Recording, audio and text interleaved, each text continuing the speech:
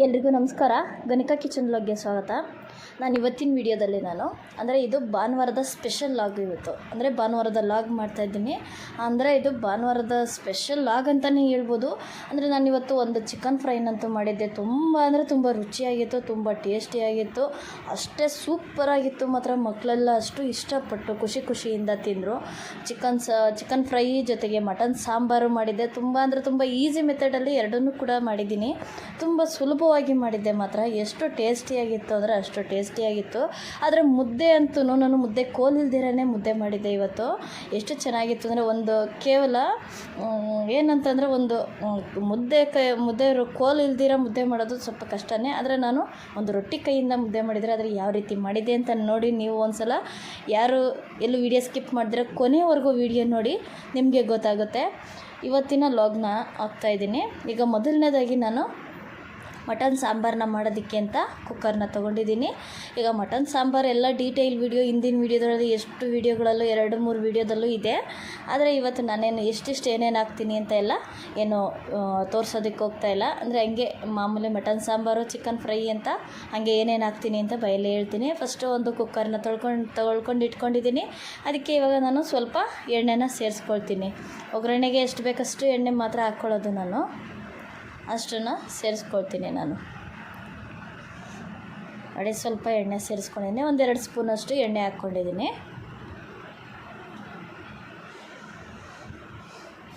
ಎಣ್ಣೆ ಚೆನ್ನಾಗಿ ಕಾದ್ಮೇಲೆ ಕಾಯೋಷ್ಟರಲ್ಲಿ ನಾನು ಮಟನ್ನ ತೊಳ್ಕೊಂಡು ಬರ್ತೀನಿ. ಅಂದರೆ ಮಟನ್ಗೆ ಏನಂತಂದರೆ ಅರಿಶಿನ ಉಪ್ಪೆಲ್ಲ ಹಾಕ್ಕೊಂಡು ಚೆನ್ನಾಗಿ ತೊಳ್ಕೊಬೇಕು. ಸ್ಮೆಲ್ ಇಲ್ದಿರೋ ರೀತಿ ಚೆನ್ನಾಗಿ ತೊಳ್ಕೊತೀನಿ. ಅಂದರೆ ನಾನು ಬರೀ ಕೇವಲ ಒಂದು ಅರ್ಧ kg ಮಟನ್ನ ಸಾಂಬಾರನ್ನ ಮಾಡ್ತಾಯಿರೋದು ನಾನು. ನೋಡಿ, ಅಂದರೆ ನೀಟಾಗಿ ತೊಳ್ಕೊಂಡು ಇಟ್ಕೊಂಡಿದ್ದೀನಿ. ಈಗ ಅರ್ಧ kg ಮಟನ್ನ ಈಗ ತೊಳೆದಿರೋ ಮಟನ್ನ ಇದ್ರೊಳಗಡೆ ಸೇರಿಸ್ಕೊತಾ ಇದ್ದೀನಿ. ಮಟನ್ನು ಫ್ರೆಶ್ ಮಟನ್ ತರಬೇಕು, ಅವಾಗೆ ತುಂಬ ಚೆನ್ನಾಗಿರುತ್ತೆ ಸಾಂಬಾರು. ಮಾತ್ರ ಮೇಕೆ ಮಟನ್ ಆದ್ರೂ ಇನ್ನೂ ಚೆನ್ನಾಗಿರುತ್ತೆ. ನೋಡಿ, ಹೀಗೆ ಎಲ್ಲ ನೀರು ಡ್ರೈ ಆಗೋ ತನಕ ಚೆನ್ನಾಗಿ ಫ್ರೈ ಮಾಡ್ಕೊಳ್ತೀನಿ ನಾನು ಮಟನ್ನ. ಅಂದರೆ ಮಟನ್ನೇ ಆಗಿರ್ಬೋದು, ಚಿಕನ್ನೇ ಆಗಿರ್ಬೋದು, ಅದರಲ್ಲಿರೋ ನೀರಿನ ಅಂಶ ಎಲ್ಲ ಡ್ರೈ ಆಗೋ ತನಕ ನಾವು ಮಸಾಲಾನ ಆ್ಯಡ್ ಮಾಡ್ಕೋಬಾರ್ದು. ಡ್ರೈ ಆಗಬೇಕು, ಫುಲ್ಲು ಡ್ರೈ ಆಗಿ ಎಣ್ಣೆ ಅಂಶ ಮಾತ್ರ ಉಳ್ಕೋಬೇಕು. ಅಲ್ಲಿವರೆಗೂ ಇದು ಮಾಡಬೇಕು. ಸ್ವಲ್ಪ ಉಪ್ಪನ್ನು ಕೂಡ ರುಚಿಗೆ ತಕ್ಕಷ್ಟು ಹಾಕ್ಕೊಳ್ತಾ ಇದ್ದೀನಿ. ರುಚಿಗೆ ತಕ್ಕಷ್ಟು ಉಪ್ಪು ಹಾಕ್ಕೊಂಡು ಚೆನ್ನಾಗಿ ತಿರುಗಿಸ್ಕೊಳ್ತೀನಿ. ನೋಡಿ, ಅಷ್ಟರಲ್ಲಿ ಇವಾಗ ನಾನು ಹಂಗೆ ಇದು ಫ್ರೈ ಆಗ್ತಾ ಇರಲಿ ಅಂತ ಹೇಳಿ ಒಂದು ಕಡೆ ನಾನು ಚಿಕನ್ಗೂ ಕೂಡ ಫ್ರೈ ಮಾಡೋದಕ್ಕೆ ಅಂತ ಹೇಳಿದ್ನಲ್ಲ, ಚಿಕನ್ ಫ್ರೈ ಮಾಡೋದಕ್ಕೆ ಅಂತ ಅದನ್ನು ಎಣ್ಣೆ ಪಾತ್ರೆ ಇಟ್ಕೊಂಡಿದ್ದೀನಿ. ಈಗ ಮಟನ್ಗೆ ಮಸಾಲೆ ಹಾಕ್ಕೊಳ್ತಾ ಇದ್ದೀನಿ. ಇದಕ್ಕೆ ಏನೇನು ಮಸಾಲೆ ಹಾಕಿದ್ದೀನಿ ಅಂದರೆ ಚಕ್ಕೆ, ಲವಂಗ, ಈರುಳ್ಳಿ, ಬೆಳ್ಳುಳ್ಳಿ, ಶುಂಠಿ, ಕೊತ್ತಂಬರಿ, ಪುದೀನ, ಧನಿಯಾ ಪುಡಿ, ಮೆಣಸಿನ್ಕಾಯಿ ಪುಡಿ, ಮೆಣಸು ಇಷ್ಟು ಹಾಕ್ಕೊಂಡು ಸ್ವಲ್ಪ ಕಡಲೆ ಹಾಕ್ಕೊಂಡು ಗಸಗಸೆ ಹಾಕ್ಕೊಂಡು ರುಬ್ಬಿ ಹಾಕ್ಕೊಂಡಿದ್ದೀನಿ. ಈಗ ಇದಕ್ಕೆ ಸ್ವಲ್ಪ ಎಣ್ಣೆ ಹಾಕ್ಕೊಳ್ತಾ ಇದ್ದೀನಿ. ಇದು ಚಿಕನ್ ಫ್ರೈಗೆ ಅಂತ ಪಾತ್ರೆ ಇಟ್ಕೊಂಡು ಎಣ್ಣೆ 1-2-3 ಸ್ಪೂನಷ್ಟು ಹಾಕ್ಕೊಂಡಿದ್ದೀನಿ. ಎಣ್ಣೆ ಚೆನ್ನಾಗಿ ಕಾದ್ಮೇಲೆ ಚಿಕನ್ನ ಚೆನ್ನಾಗಿ ಕಾಯೋಷ್ಟರಲ್ಲಿ ನಾನು ಚಿಕನ್ನ ಚೆನ್ನಾಗಿ ತೊಳೆದಿಟ್ಕೊಂಡಿರ್ತೀನಿ. ಈಗ ಚಿಕನನ್ನು ಕೂಡ ಅದರೊಳಗಡೆ ಸೇರಿಸ್ಕೊಳ್ಳೋದಕ್ಕೆ ಎಣ್ಣೆ ಚೆನ್ನಾಗಿ ಕಾಯಬೇಕು. ಕಾದ್ಮೇಲೆ ಈಗ ಚಿಕನ್ನ ಸೇರಿಸ್ಕೊಳ್ತೀನಿ. ತೊಳೆದಿರೋ ಚಿಕನ್ನೆಲ್ಲ ಸೇರಿಸ್ಕೊಳ್ತಾ ಇದ್ದೀನಿ. ಏನಪ್ಪ ಅಂತಂದರೆ ಈಗ ಮಟನ್ಗೆ ಮಸಾಲ ಇದೆಲ್ಲ ಚೆನ್ನಾಗಿ ಫ್ರೈ ಆಗೋ ಅಷ್ಟರಲ್ಲಿ ನಾನು ಕಾಯಿ ಟೊಮೊಟೊ ರುಬ್ಕೊಂಡು ಬರ್ತೀನಿ. ಅದನ್ನು ಒಟ್ಟಿಗೆ ನಾನೇನು ರುಬ್ಬೋದಕ್ಕೆ ಹೋಗಲ್ಲ. ಹಂಗಾಗಿ ಈಗ ಸಪ್ರೇಟಾಗಿ ರುಬ್ಕೊಳ್ತೀನಿ.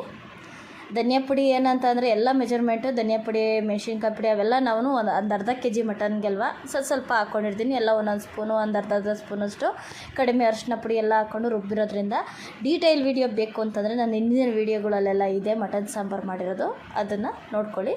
ಈಗ ಚಿಕನ್ನೆಲ್ಲ ಫುಲ್ಲು ಹಾಕ್ಕೊಂಡು ಅದಕ್ಕೆ ಉಪ್ಪನ್ನು ಕೂಡ ಹಾಕ್ಕೊಳ್ತೀನಿ. ರುಚಿಗೆ ತಕ್ಕಷ್ಟು ಉಪ್ಪು ಹಾಕ್ಕೊಳ್ತೀನಿ. ಚಿಕನ್ ಅಷ್ಟೇ ಕೂಡ ಎಲ್ಲ ಫ್ರೆಶ್ ಚಿಕನ್ನೇ ನಾವು ತರೋದು. ಹಂಗಾಗಿ ಅದಕ್ಕೆ ನೀಟಾಗಿ ತೊಳೆದು ವಾಶ್ ಮಾಡ್ಕೋಬೇಕು. ಏನಂದರೆ ಉಪ್ಪು ಅರಿಶಿನ ಎಲ್ಲ ಹಾಕ್ಕೊಂಡು ತೊಳ್ಕೊಬೇಕು. ಈಗ ಇದಕ್ಕೆ ಈಗ ಒಂದು ಕಾಯಿ ಟೊಮೊಟೊ ಒಂದು ರುಬ್ಕೋಬೇಕು ಮಟನ್ಗೆ. ಚಿಕನ್ನಲ್ಲಿ ಯಾಕಂತಂದರೆ ನೀರು ಚೆನ್ನಾಗಿ ಡ್ರೈ ಆಗಬೇಕಲ್ಲ, ಹಂಗಾಗಿ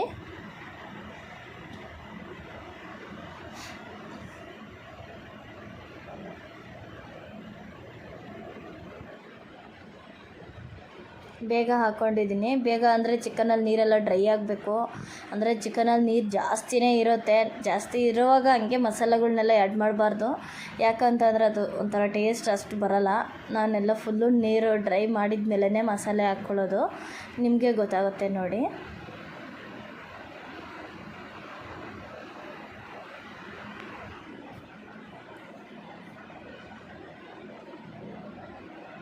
ಈಗ ಇದು ಕೂಡ ಮಸಾಲೆನೂ ಕೂಡ ಕುದಿಬೇಕು, ಹಸಿ ಸ್ಮೆಲ್ ಹೋಗಬೇಕು. ಚಿಕನಲ್ಲೂ ಕೂಡ ನೀರಿನ ಅಂಶ ಎಲ್ಲ ಡ್ರೈ ಆಗಬೇಕು. ಚೆನ್ನಾಗಿ ಉಪ್ಪೆಲ್ಲ ಕೂಡ ಎಲ್ಲ ಚಿಕನಲ್ಲೂ ಕೂಡ ಇಳ್ಕೋಬೇಕು.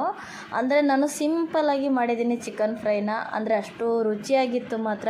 ಮತ್ತೆ ಇನ್ನೊಂದು ಸಲ ಇದೇ ರೀತಿಯಾಗಿ ಮಾಡಬೇಕು, ಇದೇ ಥರ ಮಾಡಬೇಕು ಅಂತ ಮಕ್ಕಳು ಕೂಡ ಕೇಳ್ತಾಯಿದ್ರು.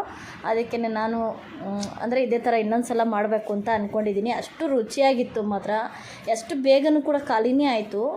ಅಂದರೆ ಟೇಸ್ಟ್ ಚೆನ್ನಾಗಿದ್ದಾಗಂತೂ ಬೇಗ ಖಾಲಿ ಆಗುತ್ತೆ, ನಿಮಗೂ ಗೊತ್ತಿರೋದೇ ಅದು. ನೋಡಿ, ಮಟನಲ್ಲಿ ಮಸಾಲನೂ ಕೂಡ ಚೆನ್ನಾಗಿ ಕುದೀತಾ ಇದೆ. ಕುದಿಬೇಕು, ಹಸಿ ಸ್ಮೆಲ್ ಹೋಗೋ ತನಕ ಅದು ಹೋಗ್ಬೇಕು. ಹೋದ್ಮೇಲೆ ನಾವು ಕಾಯಿ ಟೊಮೆಟೊನ ರುಬ್ಬಿ ಸೇರಿಸ್ಕೊಳ್ಬೇಕು.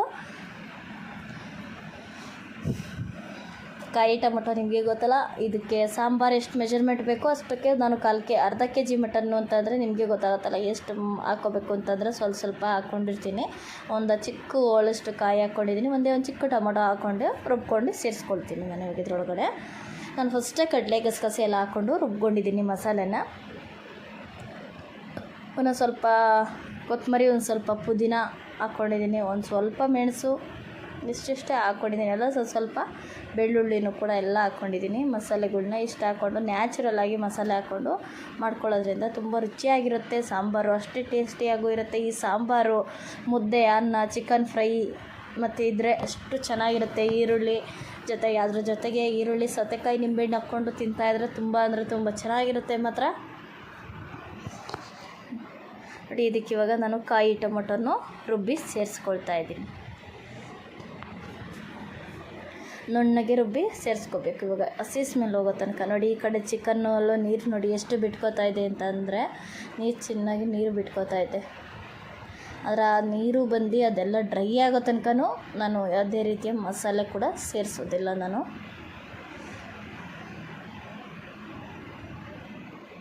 ಸಿಂಪಲ್ಲಾಗಿ ಚಿಕನ್ ಫ್ರೈಗೆ ನಾನು ಏನಂತಂದರೆ ಮನೆಯಲ್ಲಿರೋ ಇಂಗ್ರೀಡಿಯೆಂಟ್ಸ್ನೇ ನಾನು ಹಾಕ್ಕೊಂಡು ಮಾಡ್ಕೋತಾ ಇದ್ದೀನಿ.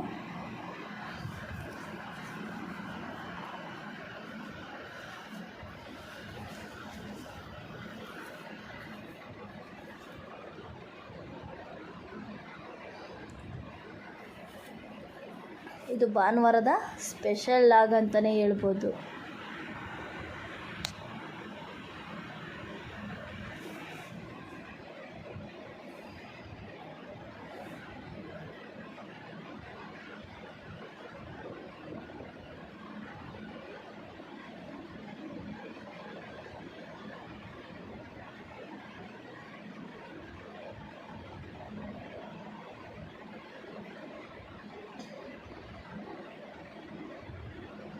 ಅಂದರೆ ಸಂಡೇ ಹೊತ್ತು ಎಲ್ರಿಗೂ ಕೂಡ ಸಂಡೇ ಸ್ಪೆಷಲ್ ಈ ಥರ ಎಲ್ಲರೂ ಕೂಡ ಮಾಡ್ಕೊಳ್ತಾರೆ.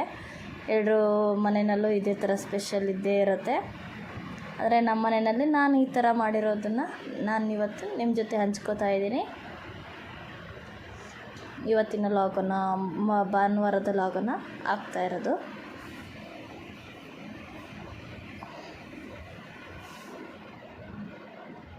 ಚಿಕನ್ ಏನಿಲ್ಲ ಅಂತಂದರೂ 1.25 kg ಅಷ್ಟಿದೆ ಚಿಕನ್ನು. ಮಟನ್ ಅರ್ಧ kg ಇದೆ.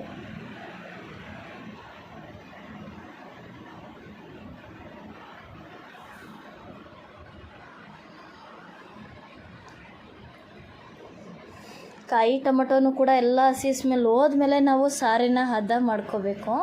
ಸಾಂಬಾರಿಗೆ ಎಷ್ಟು ಹದ ಬೇಕು ಅಂತ ಅಷ್ಟು ಹದ ಮಾಡ್ಕೋಬೇಕು. ನೀರೆಲ್ಲ ಹಾಕ್ಕೊಂಡು ನೋಡಿ, ಈ ಥರ ಎಲ್ಲ ಕಾಯಿ ಟೊಮೊಟೊ ಚೆನ್ನಾಗಿ ಫ್ರೈ ಆದಮೇಲೆ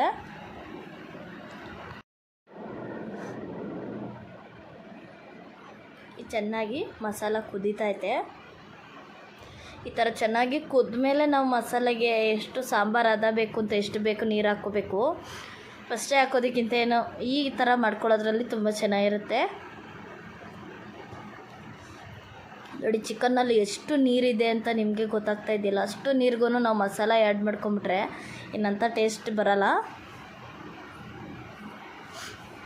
ನಾನಿವಾಗ ಚಿಕನ್ಗೆ ಮಸಾಲೆ ನಾನು ಯಾವ ರೀತಿ ರೆಡಿ ಮಾಡ್ಕೊತಾ ಇದ್ದೀನಿ ಅಂತಂದರೆ, ಈರುಳ್ಳಿ, ಬೆಳ್ಳುಳ್ಳಿ, ಕೊತ್ತಂಬರಿ ಪುದೀನನ ಹಚ್ಚಿ ಚಿಕನ್ಗೆ ಸೇರಿಸ್ಕೊಂಬಿಡ್ತೀನಿ. ನಾನು ರುಬ್ಬೋದಕ್ಕೆ ಹಾಕ್ಕೊಳ್ಳಲ್ಲ. ಈರುಳ್ಳಿ, ಬೆಳ್ಳುಳ್ಳಿ, ಸ್ವಲ್ಪ ಧನಿಯಾ ಪುಡಿ, ಏನಿಲ್ಲ ಧನಿಯಾ ಪುಡಿ ಎಷ್ಟು ಅಂತಂದರೆ ಒಂದು ಅರ್ಧ ಸ್ಪೂನಷ್ಟು ಹಾಕ್ಕೋತೀನಿ. ನೋಡಿ ಈಗ ಮಟನ್ ಸಾಂಬಾರ್ದು ನೋಡಿ ಇಷ್ಟು ಮಾಡ್ಕೊಂಡಿದ್ದೀನಿ. ತೀರಾ ಗಟ್ಟಿ ಇರಬಾರ್ದು, ಸಾಂಬಾರಂತೂ ತುಂಬ ಚೆನ್ನಾಗಿರಲ್ಲ. ಈ ಥರ ಒಂದು ಸ್ವಲ್ಪ ಮೀಡಿಯಮ್ ಹದವಾಗಿ ತೆಳುವಾಗಿರಬೇಕು ಮುದ್ದೆಗೆ. ನೋಡಿ ಇವಾಗ ಕುಕ್ಕರ್ ನಾನಿವಾಗ ಆ ಕಡೆ ಶಿಫ್ಟ್ ಮಾಡಿದ್ದೀನಿ. ಈ ಕಡೆಗೆ ನಾನಿವಾಗ ಚಿಕನ್ ಇಟ್ಕೊಂಡಿದ್ದೀನಿ. ಈಗ ನೋಡಿ ಚಿಕನಲ್ಲೂ ನೀರು ಎಷ್ಟೊಂದಿದೆ, ಡ್ರೈ ಆಗ್ತಾಯಿದೆ. ದೊಡ್ಡದ್ರ ಕಡೆ ಇಟ್ಕೊಂಡಿದ್ದೀನಿ. ಇವಾಗ ನಾನು ಹೇಳ್ತಾಯಿದ್ದೀನಲ್ಲ ಮಸಾಲ ಏನೇನು ಹಾಕ್ಕೊಳ್ತೀನಿ ಅಂತ ಹೇಳ್ತಾಯಿದ್ದೀನಿ. ನೋಡಿ ಹಂಗೇ ನಾನು ತೋರಿಸಿಲ್ಲ, ಹೇಳ್ತಾಯಿದ್ದೀನಿ. ಒಂದು ಟೊಮೊಟೊ ಹಾಕ್ಕೊಳ್ತೀನಿ, ಧನಿಯಾ ಪುಡಿ, ಮೆಣಸಿನ್ಕಾಯಿ ಪುಡಿ, ಸ್ವಲ್ಪ ಮೆಣಸು, ಸ್ವಲ್ಪ ಕಡಲೆ, ಸ್ವಲ್ಪ ಗಸಗಸೆ ಹಾಕ್ಕೊಳ್ತೀನಿ. ಶುಂಠಿ, ಬೆಳ್ಳುಳ್ಳಿ, ಚಕ್ಕೆ, ಲವಂಗ, ಸ್ವಲ್ಪ ಅರಿಶಿನ, ಜಾಸ್ತಿ ಬೇಡ ಅರಿಶಿನ. ಮೆಣಸಿನ್ಕಾಯಿ ಪುಡಿ ನಾನು ಯಾವ್ದು ಹಾಕ್ಕೊಂಡಿದ್ದೀನಿ ಅಂತಂದರೆ ಬ್ಯಾಡಗಿ ಮೆಣಸಿನ್ಕಾಯಿ ಪುಡಿ ಬರುತ್ತಲ್ಲ, ಅಂದರೆ ಬ್ಯಾಡಗಿನೇ ತಂದು ಅದನ್ನು ಸೇರಿಸ್ಕೊತಾ ಇದ್ದೀನಿ. ನೋಡಿ ಕೊತ್ತಂಬರಿ ಪುದೀನ ಎರಡನ್ನೂ ಸ್ವಲ್ಪ ಕಟ್ ಮಾಡಿ ಸೇರಿಸ್ಕೊತಾ ಇದ್ದೀನಿ. ಅಂದರೆ ಕೊತ್ತಂಬರಿ ಪುದೀನ ಬೆಂದಷ್ಟು ಒಂಥರ ಘಮ ಚೆನ್ನಾಗಿ ಬರುತ್ತೆ. ಅದಕ್ಕೋಸ್ಕರ ರುಬ್ಬಾಕೋದಕ್ಕಿಂತ ಈ ಥರ ಕಟ್ ಮಾಡಿ ಹಾಕೋದ್ರಿಂದ ತುಂಬ ಚೆನ್ನಾಗಿರುತ್ತೆ. ನೋಡಿ ಈಗ ತೋರಿಸ್ತಾ ಇದ್ದೀನಲ್ಲ, ಚಕ್ಕೆ, ಲವಂಗ, ಕಡಲೆ, ಗಸಗಸೆ, ಸ್ವಲ್ಪ ಧನಿಯಾ ಪುಡಿ, ಮೆಣಸಿನ್ಕಾಯಿ ಪುಡಿ, ಈರುಳ್ಳಿ, ಬೆಳ್ಳುಳ್ಳಿ, ಶುಂಠಿ ಹಾಕ್ಕೊಂಡಿದ್ದೀನಿ, ಚಕ್ಕೆ, ಲವಂಗ ಇಷ್ಟನ್ನು ಕೂಡ ಹಾಕ್ಕೊಂಡು ರುಬ್ಕೊಂಡು ಬರ್ತೀನಿ. ಮೆಣಸು, ಸ್ವಲ್ಪ ಕಾಳುಮೆಣಸು ರುಬ್ಬಕ್ಕಾದರೂ ಹಾಕ್ಕೊಳ್ಬೋದು, ಇಲ್ಲಾಂದರೆ ಪೌಡರ್ ಇದ್ದರೆ ಹಂಗೆ ಕೂಡ ಸೇರಿಸ್ಕೊಳ್ಬೋದು ಅಷ್ಟೇ. ನಾನು ಯಾವುದೇ ರೀತಿಯ ಅಂಗಡಿ ಪೌಡರ್ನೇನು ಆ್ಯಡ್ ಮಾಡ್ಕೊತಾ ಇಲ್ಲ, ಇಷ್ಟಕ್ಕೆ ಮಾಡ್ತಾಯಿದ್ದೀನಿ. ತುಂಬ ಅಂದರೆ ತುಂಬ ಚೆನ್ನಾಗಿತ್ತು ಮಾತ್ರ. ನಾನು ಮೆಣಸಿನ್ಕಾಯಿ ಪುಡಿ ಹೇಳ್ತಾ ಇದ್ದೀನಲ್ವ, ರೆಡ್ ಚಿಲ್ಲಿ ಪೌಡರ್ ಅಂದರೆ ಬ್ಯಾಡಗಿನ ತಂದು ನಾವು ಮನೆಯಲ್ಲೇ ಮಿಲ್ ಮಾಡಿಸ್ಕೊಂಡಿರೋ ಪೌಡರ್ನೇ ನಾನು ಸೇರಿಸ್ಕೊಳ್ತಾ ಇರೋದು. ನೋಡಿ ಈಗೆಲ್ಲ ನೀರು ಚೆನ್ನಾಗಿ ಡ್ರೈ ಆಗೋ ಅಷ್ಟರಲ್ಲಿ ನಾನು ಮಸಾಲಾನ ರೆಡಿ ಮಾಡ್ಕೊಳ್ತೀನಿ. ಅಷ್ಟೇ ಮಸಾಲ, ಸಿಂಪಲ್ಲು. ಇವಾಗ ನಾನು ಎಷ್ಟು ರುಬ್ಕೊಳ್ತಾ ಇದ್ದೀನೋ ಅಷ್ಟೇ ಮಸಾಲ, ಸಿಂಪಲ್ ಆಗಿದೆ ನೋಡಿ. ಇಷ್ಟಕ್ಕೆ ಅಂದರೆ ತುಂಬ ಅಂದರೆ ಚಿಕನ್ ಟೇಸ್ಟ್ ಅಂತೂ ಸೂಪರಾಗಿತ್ತು ಮಾತ್ರ.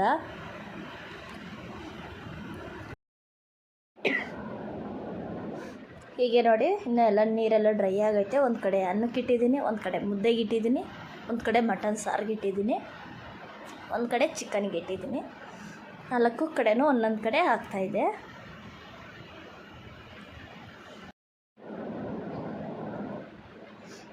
ನೋಡಿ ಹೀಗೆ ನೋಡಿ ಎಲ್ಲ ಎಣ್ಣೆ ಮಾತ್ರ ಇದೆ ನೋಡಿ. ಚಿಕನಲ್ಲಿ ನೀರಿನ ಅಂಶ ಎಲ್ಲ ಬಿಟ್ಟಿದೆ. ಇವಾಗ ನಾವು ಮಸಾಲ ಆ್ಯಡ್ ಮಾಡ್ಕೋಬೇಕು. ನೋಡಿ ರುಬ್ಬಿರೋ ಮಸಾಲಾನ ಆ್ಯಡ್ ಮಾಡ್ಕೊತೀನಿ. ಫುಲ್ಲು ನುಣ್ಣಗೆ ರುಬ್ಕೊಂಡಿದ್ದೀನಿ ನಾನು ಮಸಾಲನ. ನೋಡಿ ಸ್ವಲ್ಪ ನೀರು ಸೇರಿಸ್ಕೊಬೇಕು, ಏನು ಜಾಸ್ತಿ ಹಾಕ್ಕೋಬಾರ್ದು, ಸ್ವಲ್ಪ ನೀರು ಹಾಕ್ಕೋಬೇಕು. ಯಾಕಂದರೆ ಸ್ವಲ್ಪ ಚಿಕನ್ನು ಕೂಡ ಬೇಯಬೇಕಲ್ಲ ಅದಕ್ಕೆ. ನೋಡಿ ಈಗ ಒಂದೇ ಕಡೆ ಈಗ ಮಟನ್ ಸಾಂಬಾರು ಇನ್ನೇನು ಕೂಗ್ತಾ ಇರೋವಾಗ ನಾವು ಅನ್ನ ಮುದ್ದೆಗೆ ಇಟ್ಕೊಂಡ್ರೆ, ಈಗ ಚಿಕನ್ ಈ ಮೆಥಡಿಗೆ ಬಂದಾಗ ನಾವು ಅನ್ನ ಮುದ್ದೆಗೆಲ್ಲ ಇಟ್ಕೊಂಡ್ರೆ ಕರೆಕ್ಟಾಗಿ ಚಿಕನ್ ಆಗೋ ಅಷ್ಟರಲ್ಲಿ ಮಟನ್ನು ಕೂಡ ಕೂಗಿ ಏರೋಗುತ್ತೆ, ಹಂಗೆ ಅನ್ನನೂ ಕೂಡ ಆಗುತ್ತೆ, ಅಷ್ಟರಲ್ಲಿ ಮುದ್ದೆನೂ ಕೂಡ ಆಗುತ್ತೆ. ಬಿಸಿ ಬಿಸಿ ಅನ್ನ, ಮುದ್ದೆ, ಚಿಕನ್ ಫ್ರೈ ಜೊತೆಗೆ ಮಟನ್ ಸಾಂಬಾರು ಎಲ್ಲ ಕೂಡ ರೆಡಿ ಆಗುತ್ತೆ. ನೋಡಿ ಹೀಗೆ ಸ್ವಲ್ಪ ನೀರನ್ನು ಕೂಡ ಸೇರಿಸ್ಕೊತೀನಿ ನಾನು. ಸ್ವಲ್ಪ ಗ್ರೇವಿ, ಸ್ವಲ್ಪ ಚಿಕನ್ ಬೇಯಬೇಕಲ್ಲ ಅದಕ್ಕೋಸ್ಕರ ಸ್ವಲ್ಪ ಹಾಕ್ಕೊಂಡಿದ್ದೀನಿ. ಸ್ವಲ್ಪ ಗಟ್ಟಿಯಾಗೇ ಇರಬೇಕು. ನಿಮಗೆ ಯಾವ ರೀತಿ ಬೇಕೋ ಆ ಥರ ಮಾಡ್ಕೊಳ್ಳಿ. ಹೇಳ್ತಾ ಇದ್ದೀನಲ್ಲ, ನಾನು ಹೇಳಿದ್ದೀನಲ್ಲ, ಇಷ್ಟೇ ಇಂಗ್ರೀಡಿಯೆಂಟ್ಸ್ ಇದಕ್ಕೆ ನಾನು ಸೇರಿಸ್ಕೊಂಡಿರೋದು. ನಿಮಗೆ ಇನ್ನೂ ಸ್ವಲ್ಪ ಗಟ್ಟಿ, ಇನ್ನೂ ಸ್ವಲ್ಪ ತೆಳುವಾಗಿ ಬರಬೇಕು ಅಂದರೆ ಇನ್ನೂ ಸ್ವಲ್ಪ ನೀರು ಹಾಕ್ಕೊಳ್ಳಿ. ಉಪ್ಪು ಖಾರ ಮಾತ್ರ ನಿಮಗೆ ಎಷ್ಟು ಬೇಕಷ್ಟು ನೋಡ್ಕೊಂಡು ಹಾಕ್ಕೊಳ್ಳಿ ಮೆಜರ್ಮೆಂಟ್ಗೆ. ಈಗ ಒಂದು ಸ್ವಲ್ಪ ಹೊತ್ತು ತಟ್ಟೆ ಮುಚ್ಚಿ ಬೇಯಿಸ್ಕೊಳ್ಬೇಕು. ಅನ್ನನೂ ಕೂಡ ಕುಕ್ಕರ್ ಕೂಗ್ತಾಯಿದೆ, ಮುದ್ದೆಗೆ ಇಟ್ಟಿದ್ದೀನಿ. ಕುಕ್ಕರ್ ಕೂಡ ಮಟನ್ ಸಾಂಬಾರಿಗೂ ಕೂಗ್ತಾಯಿದೆ. ಅಂದರೆ ನೋಡಿ ನೀರು ಕೂಡ ಕುದ್ದಿತ್ತು, ಮುದ್ದೆಗೆ ಕುದಿ ಹಾಕ್ಕೊಂಡು ತಿರುಗ್ಕೊಳ್ತಾ ಇದ್ದೀನಿ ಮುದ್ದೆನ. ನೋಡಿ ಒಂದು ರೊಟ್ಟಿ ಕೈಯಿಂದ ಮುದ್ದೆ ಮಾಡ್ಕೊತಾ ಇದ್ದೀನಿ. ಎಷ್ಟು ಸಾಫ್ಟಾಗಿತ್ತು ಅಂದರೆ ತುಂಬ ಸಾಫ್ಟಾಗಿತ್ತು. ಅಂದರೆ ಮುದ್ದೆ ಕೋಲು ಇಲ್ಲದೆ ಇರೋರಿಗೆಲ್ಲ ಈಸಿ ಆಗುತ್ತೆ ನೋಡಿ. ಈ ಥರ ಮಾಡ್ಕೊಳ್ಬೋದು ಈಸಿಯಾಗಿ, ಅಂದರೆ ಕಡಿಮೆ ಮುದ್ದೆಗೆ ಮಾಡ್ಕೊಳ್ಬೋದು, ಜಾಸ್ತಿ ಮುದ್ದೆಗಂತೂ ಆಗಲ್ಲ. ರೊಟ್ಟಿ ಕೈಲೇ ಜಾಸ್ತಿ ಮುದ್ದೆ ಮಾಡಬೇಕು ಅಂದರೆ ಕೋಲಂತೂ ಬೇಕೇ ಬೇಕು.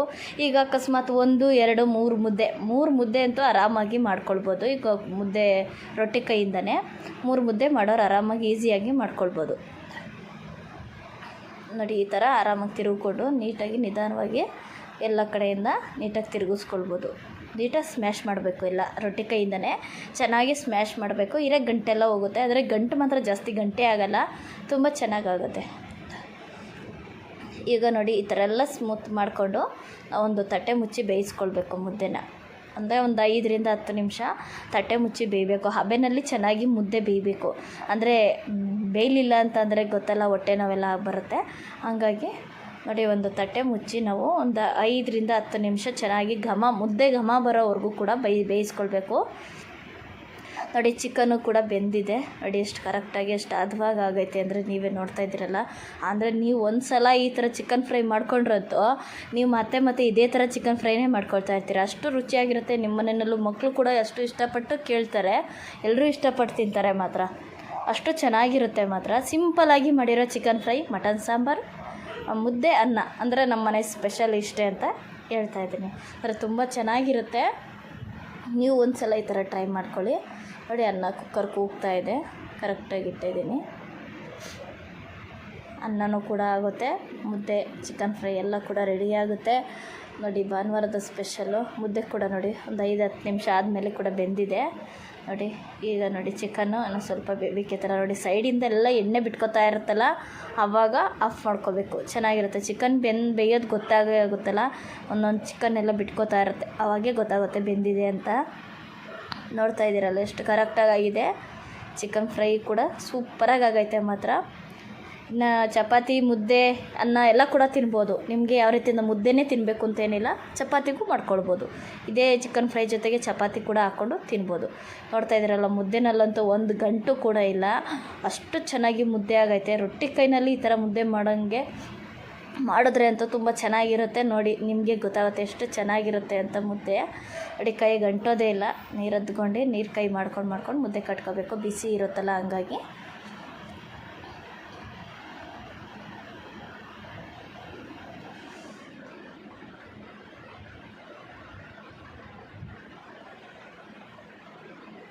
ನೋಡಿ ಮುದ್ದೆನೂ ಕೂಡ ಕರೆಕ್ಟಾಗಿ ಆಯಿತು, ಚೆನ್ನಾಗಿದೆ. ಒಂದು ಗಂಟಿಲ್ದಿರೋ ಮುದ್ದೆ, ಸಾಫ್ಟಾಗಿರುವಂಥ ಮುದ್ದೆ ರೆಡಿ ಆಯಿತು.